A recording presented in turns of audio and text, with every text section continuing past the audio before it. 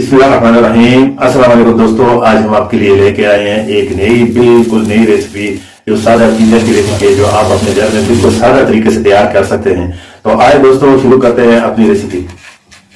बिस्मिल्लाहिर्रहमानिर्रहीम। 3 कप हमने लिया है आटा, 1 कप दूध, 1 अंडा, पालक, उबले हुए आलू, सब्ज धनिया और शिमला मिर्च। तो आइए शुरू करते हैं। सबसे पहले आटा गूंदना। आटा हम अच्छी तरह गूंद लेंगे। तो सबसे पहले हम तकरीबन लेंगे 3 कप आटा। इसमें आप मैदा भी इस्तेमाल कर सकते हैं। और इसमें तकरीबन 1 स्पून हम खमीर डालेंगे और आप नमक हस्ब जायका डाल सकते हैं। और 1 अदद हम इसमें डालेंगे अंडा, 1 चम्मच घी। इसमें आपने तेल नहीं इस्तेमाल करना, घी डालना। अब इनको हम थोड़ा मिक्स कर लेंगे अच्छी तरह से। अब इसमें हम डालेंगे 1 कप दूध और साथ साथ में आपने मिक्स भी करते रहना है।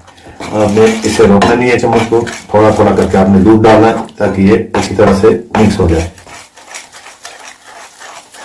इसे आपने अच्छी तरह से मिक्स कर देना है।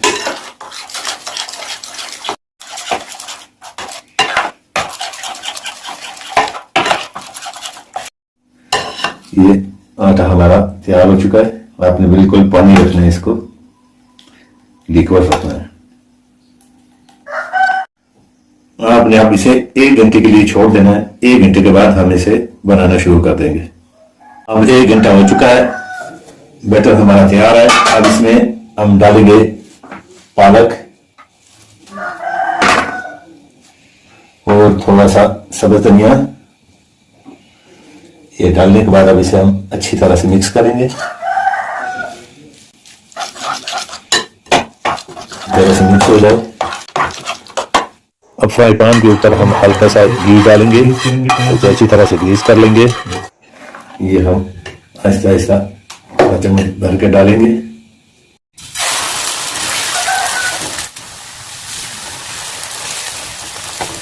उबले हुए आलू से हम गार्निश करेंगे, इनके ऊपर आहिस्ता आहिस्ता डालेंगे थोड़े थोड़े करके।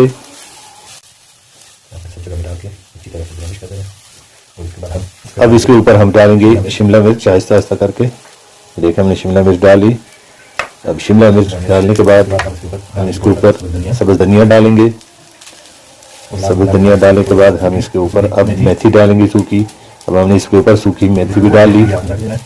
अब आहिस्ता आहिस्ता आपको थोड़ा थोड़ा इसको नीचे दबा लेना है ताकि आलू और ये सब कुछ अंदर सही तरह से बैठ जाए।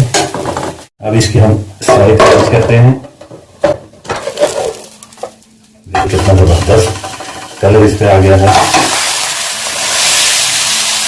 अब हल्का हल्का थोड़ा सा हम इसके ऊपर घी लगाएंगे। इसको अच्छी तरह से हल्का सा ग्रीस कर लेंगे ऊपर से ताकि ये अच्छा कलर दे सके। अच्छा, इसे आप 2 मिनट के लिए ढाँप के रखते हैं। तो जी, आप अगर इसे पराठा कहते हैं तो पराठा है, पिज़्ज़ा कहते हैं तो पिज़्ज़ा है। ये चम्मच से नहीं निकला है, टूट जाएगा। अब हम कोशिश करते हैं कि प्लेट में ही सरका के इसे निकाल लें ताकि ये टूटे ना हमारा पिज़्ज़ा। देसी पिज़्ज़ा या देसी पराठा आलू बहुत ही जबरदस्त। इसे हम ट्राई करते हैं।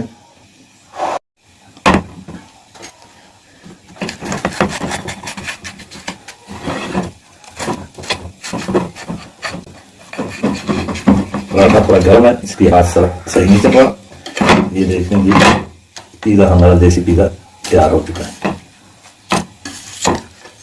Thanks for watching. Please subscribe my channel, like my video and share. Thank you.